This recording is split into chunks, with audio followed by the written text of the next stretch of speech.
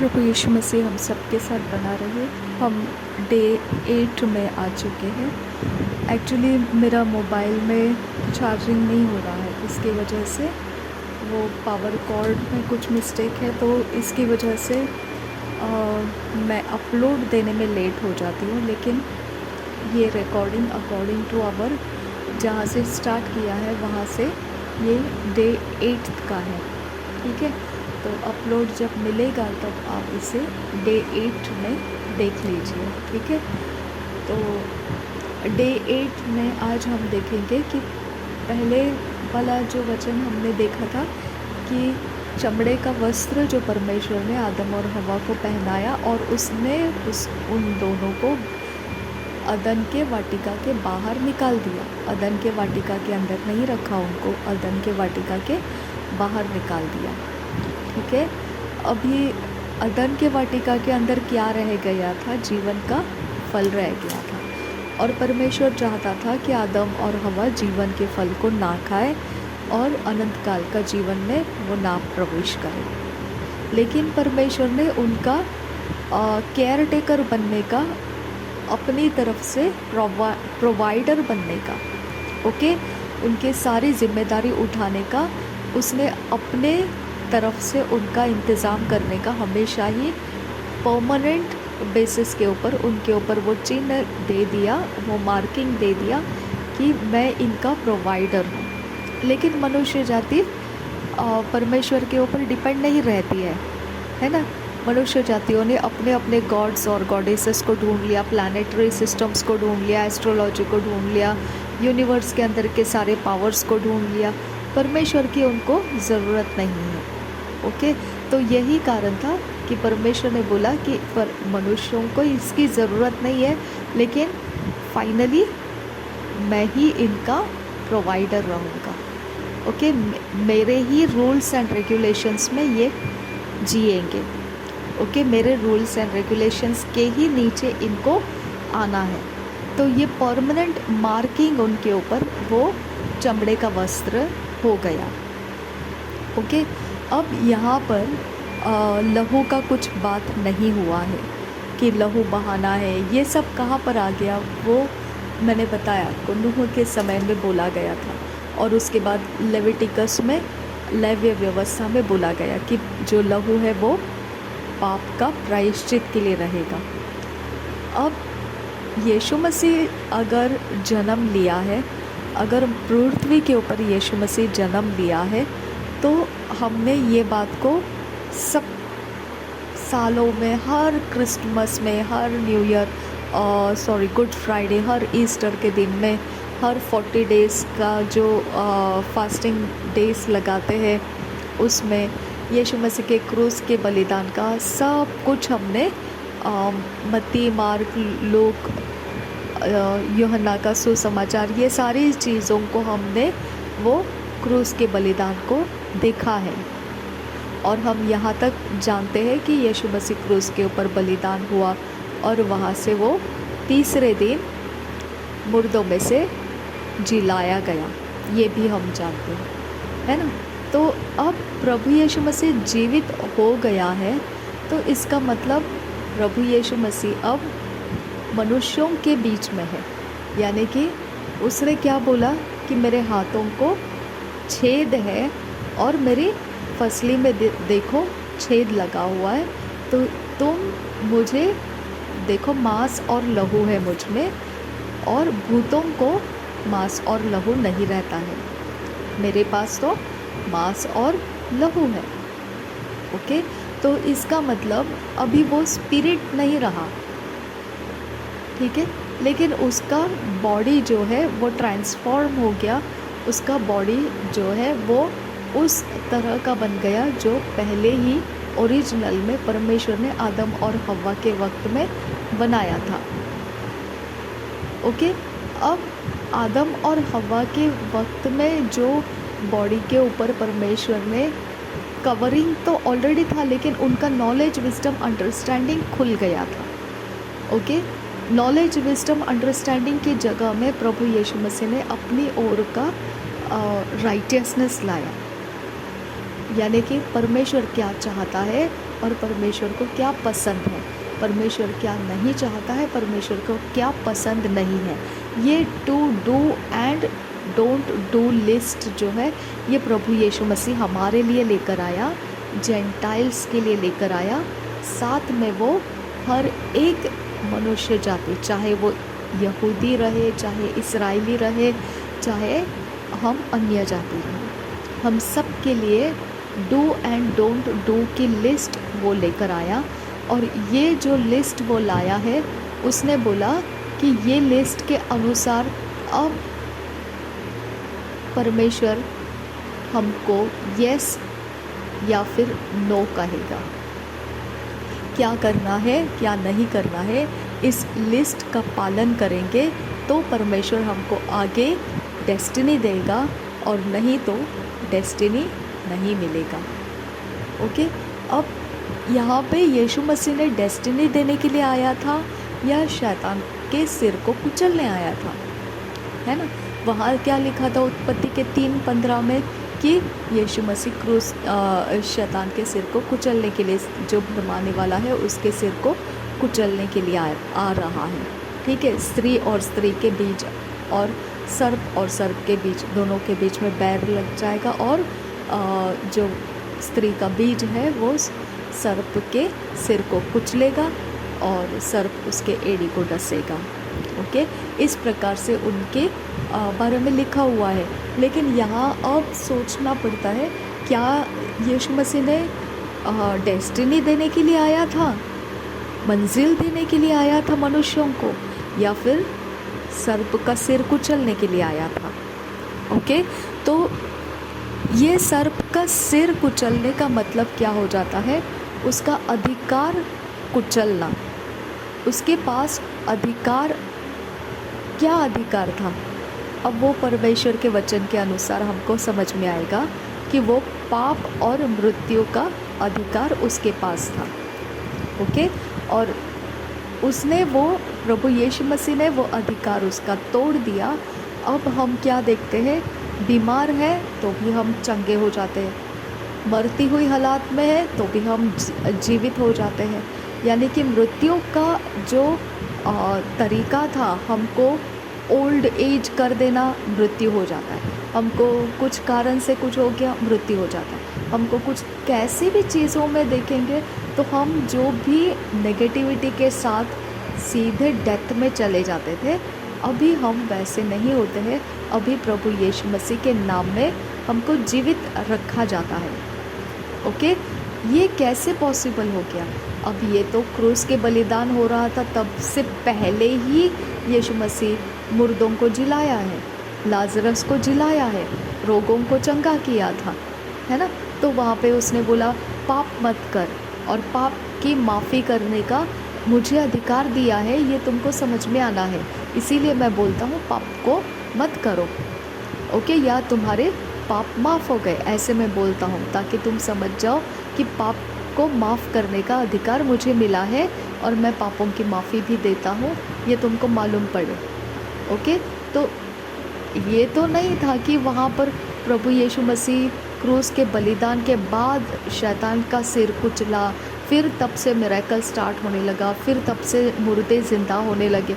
ऐसा नहीं है ना, ये तो यीशु मसीह के सेवकाई का हिस्सा है ये, और वो भी पुनरुत्थान के पहले वाला काम है ये।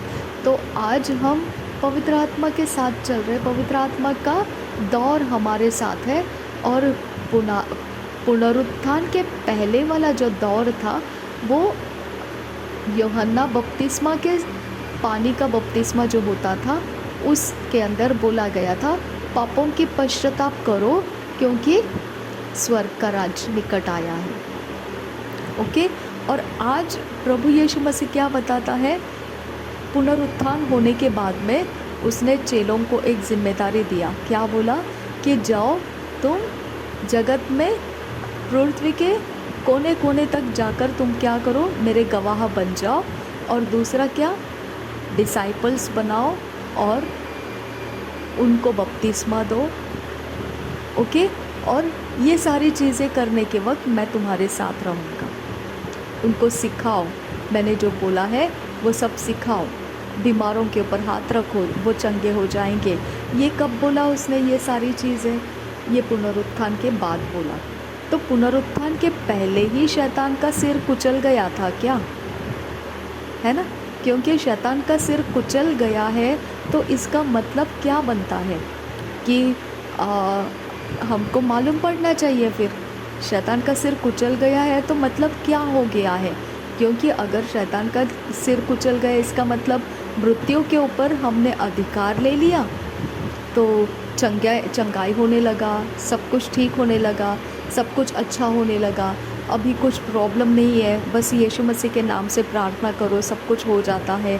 तो ये तो यीशु मसीह क्रूस का बलिदान होने से पहले ही कर रहे थे सब जन। यीशु मसीह का सुनते थे, यीशु मसीह के चमत्कार देखते थे, यीशु मसीह के साथ रहते थे, उसके साथ सब कुछ बातें करते थे और मज़ा ले रहे थे सब बातों का, ब्लेसिंग्स का। ओके, फिर सिर कहाँ कुचला गया? हालेलुया। यहाँ पे हमको एक बात को ध्यान रखना है, जो शरीर से मृत्यु है वो मृत्यु अलग है, और जो इटर्नल डेथ बोला है, यानी कि जो आदम और हव्वा को बोला कि अगर तुम, आदम को बोला था अगर तुम ये फल खाओगे तो निश्चित मृत्यु होगी और उसी वक्त हो जाएगी, तो वहाँ पे उनका निश्चित मृत्यु हो गया। ओके, उनका निश्चित मृत्यु हो गया।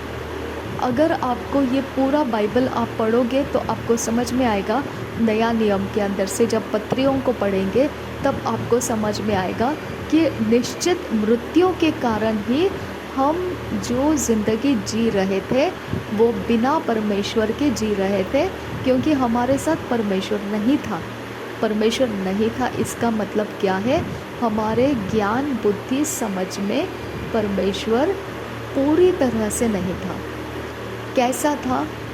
वो एक झलक के हिसाब से चल रहा था कि हम थोड़ा बहुत डर रखते थे परमेश्वर का, नहीं जैसे करोगे वैसे भरोगे, ऐसा लोग बोलते हैं तो हमने अच्छा करना चाहिए।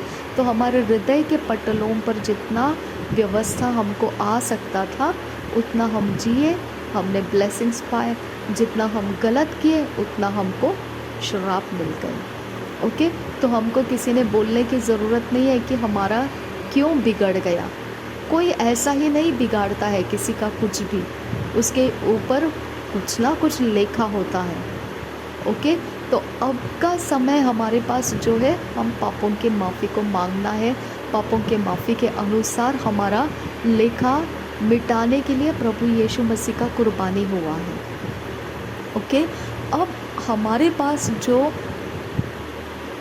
अनंत काल का मृत्यु हमारे लिए रखा गया था, चाहे हम शरीर के द्वारा इस पृथ्वी को छोड़ दिए तो भी हमको आगे और रास्ता रहता है, जो आत्मा का रास्ता चलते रहता है, और उस आत्मा का रास्ता में हमको एक और मृत्यु रहता है और वो फाइनल रहता है। ओके, वो फाइनल मृत्यु के लिए परमेश्वर ने हमको उसमें से छुड़ाने के लिए प्रभु यीशु मसीह को भेजा।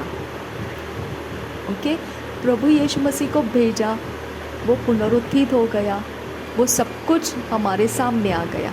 अब वो मृत्यु को हमने रिजेक्ट करना है, जो हमको इटर्नल अनंत काल का मृत्यु के लिए हमको ठहराया था। हमने अनाज्ञाकारिता के फल के कारण वो मृत्यु हमारे ऊपर लग चुकी थी, वो क्लेम हमारे ऊपर लग चुका था। अब हमने उसको रिजेक्ट करना है। ओके, हम प्रभु यीशु मसीह में आने के बाद उसको रिजेक्ट करना है। ओके, यही पे होता है कि अब हमारा अधिकार प्रभु यीशु मसीह के द्वारा पाप के ऊपर अधिकार मिल गया और मृत्यु के ऊपर हमको अधिकार मिला। ओके, अब कोई भी गलती करके मनुष्य जाति उस अनंत काल के जीवन में, जो अनंत काल का आग का रास्ता है, उसमें नहीं जाएगा। कोई भी मनुष्य नहीं जाएगा। ओके, सबके लिए परमेश्वर ने ये रास्ता लेकर आया कि वो प्रभु यीशु मसीह के ऊपर विश्वास करे और उस अनंत काल के अग्नि में जाने से बचा लिए जाए। अब जो लोग बिना बपतिस्मा लिए ही मर जाते हैं, फिर उनका क्या? उनके करनियों के हिसाब से उनका न्याय किया जाएगा। जितना बुरा कर्म उनके रहेंगे उतना देर उनको आग में जलने के लिए रखा जाएगा, जिसके अंदर टॉर्मेंट होगा, और उस टॉर्मेंट के अंदर वो पड़े रहेंगे जब तक उनके कर्मों का वो पूरा उनका पनिशमेंट कंप्लीट नहीं होता है। ओके, और जो अच्छे कर्म किए हैं उतना देर तक उनको फ्री रखा जाएगा, अच्छा जीवन जी सकते हैं वो। ठीक है, कहाँ पर? आफ्टर डेथ, पृथ्वी के ऊपर मरने के बाद में ये दो चीज़ सामना करना पड़ेगा कर्मों के हिसाब से। ओके, तो इस तरह से परमेश्वर ने हमको, जो प्रभु में आ गए हैं, जो प्रभु यीशु मसीह के अंदर उद्धार लिए हैं, और जो प्रभु यीशु मसीह में उद्धार नहीं लिए और मर जाते हैं, तो उनके लिए भी, और जो प्रभु यीशु मसीह है उनके अंदर रहने वाले भी लोगों के लिए परमेश्वर ने डेस्टिनी आफ्टर डेथ के लिए रखा है। ओके, रोड रखा है जिसको हमने चलना है उस रोड से।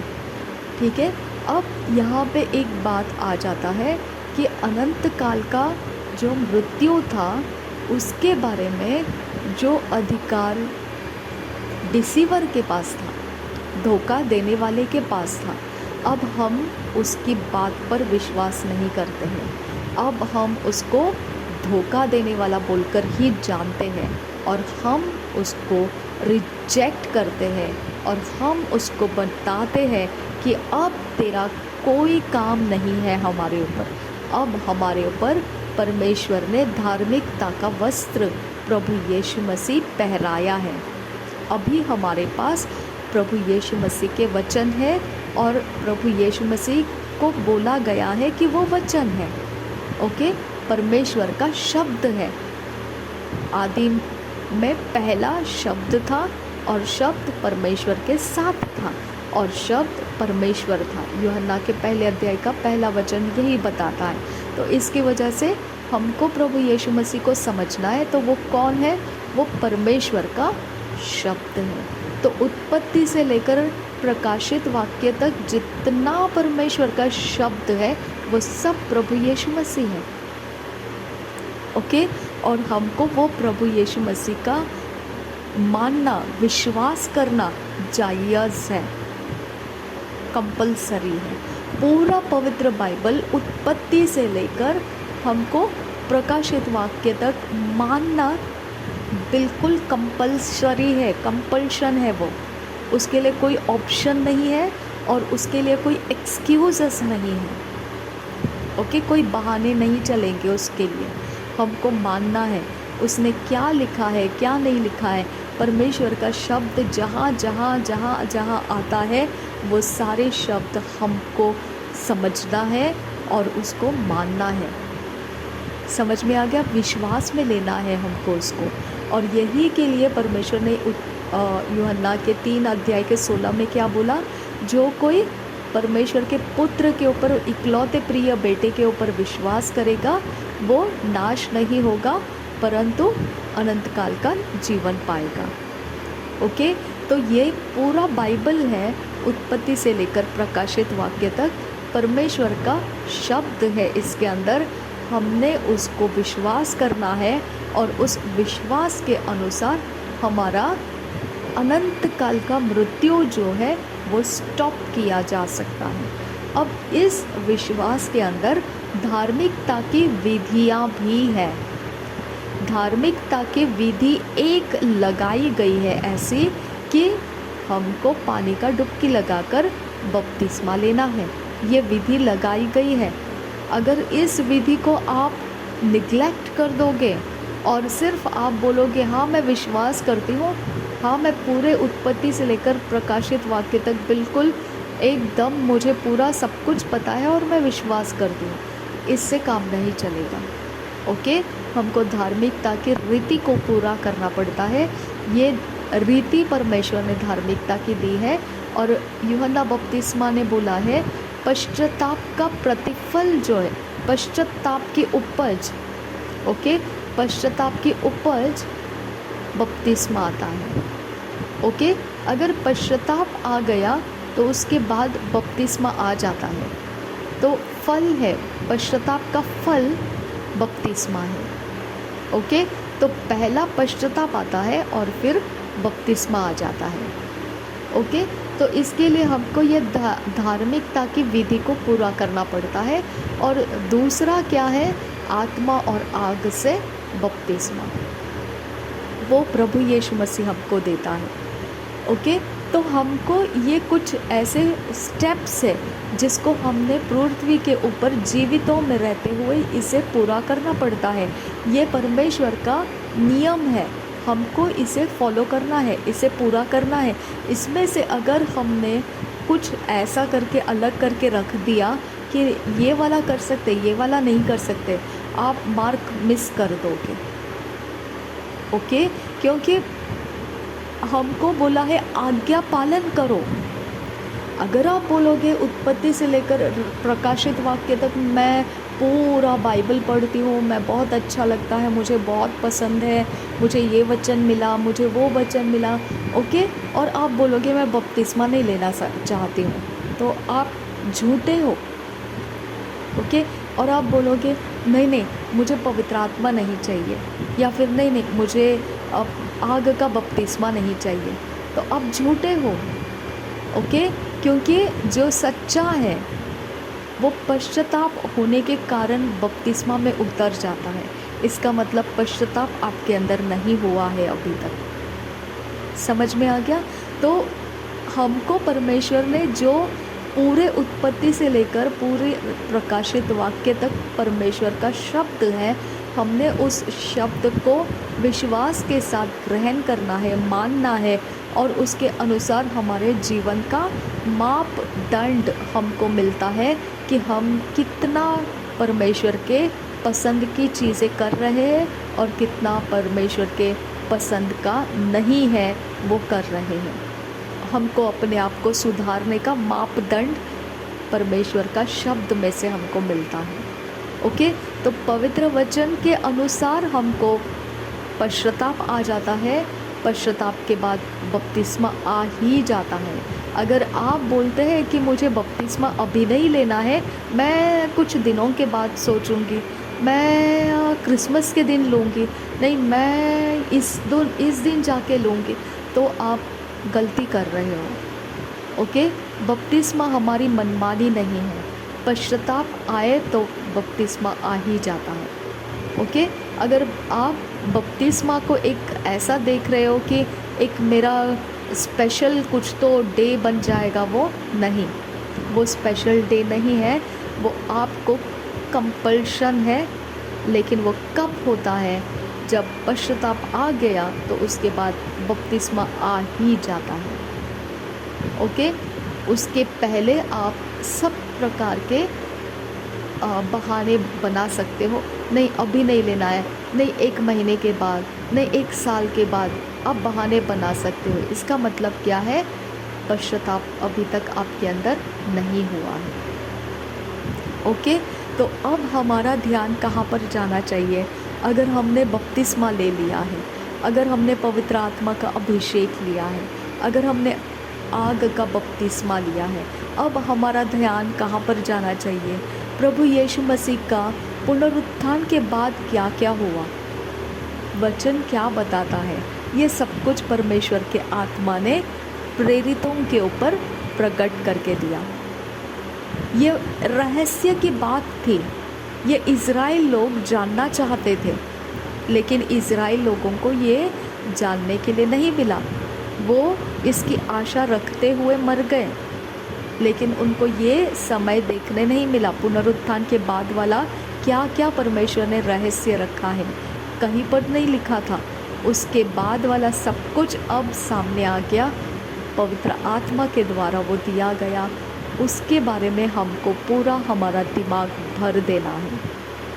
ओके, तो हम पुनरुत्थान के बाद प्रभु यीशु मसीह ने हमारे लिए कैसा क्या करके रखा है, वो हमारी ज़ुबान पर होना चाहिए, वो हमारे सोच के ऊपर रहना चाहिए, क्योंकि वही एक चीज़ है जो हमको कंप्लीट विक्ट्री में लेकर जाता है। और भरमाने वाले को मुंह बंद कर देता है।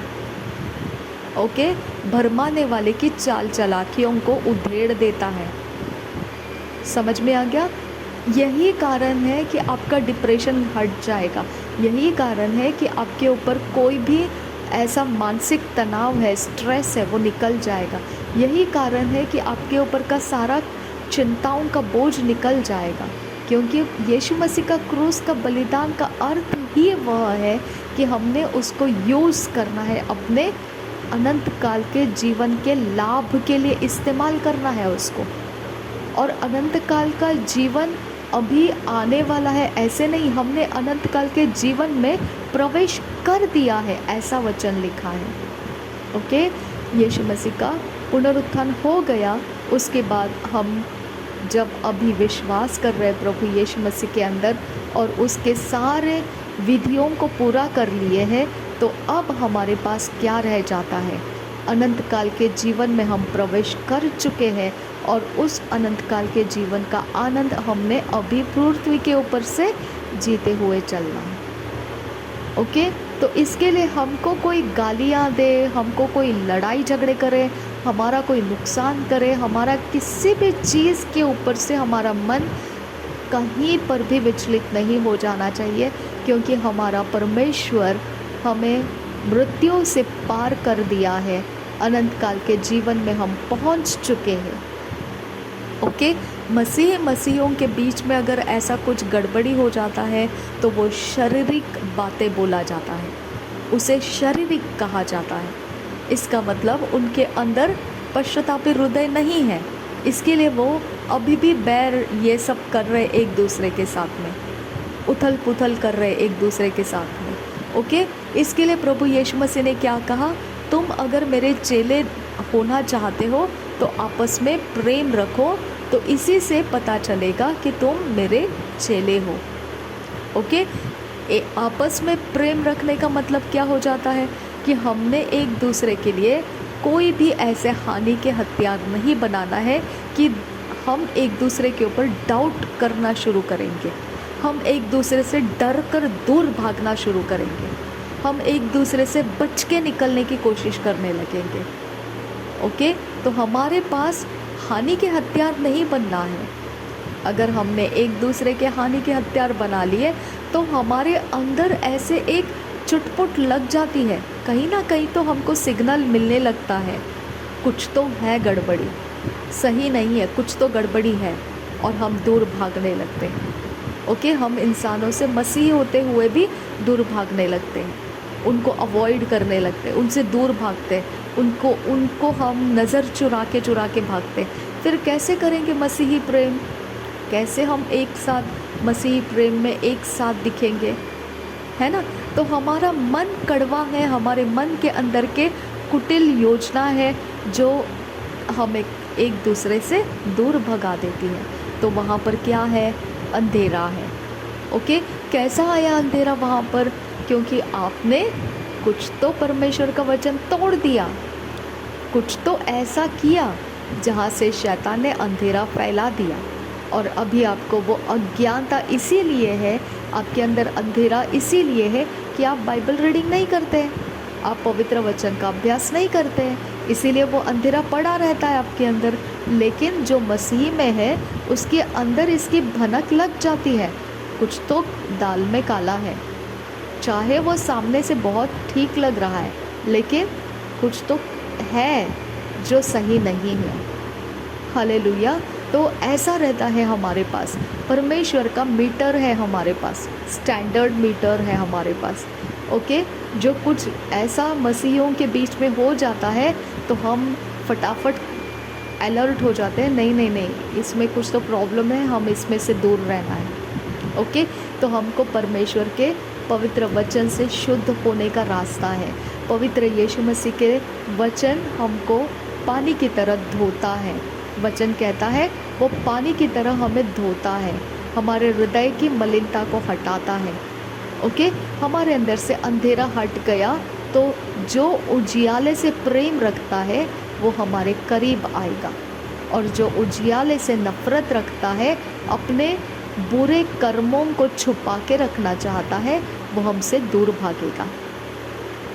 ओके, तो इसके लिए परमेश्वर ने कहा कि अगर आपस में प्रेम रखोगे तो तुम मेरे, प्रभु यीशु मसीह ने कहा अगर आपस में प्रेम रखोगे तो तुम मेरे चेले रहोगे। ओके, लेकिन ये बहुत रेयर होता है।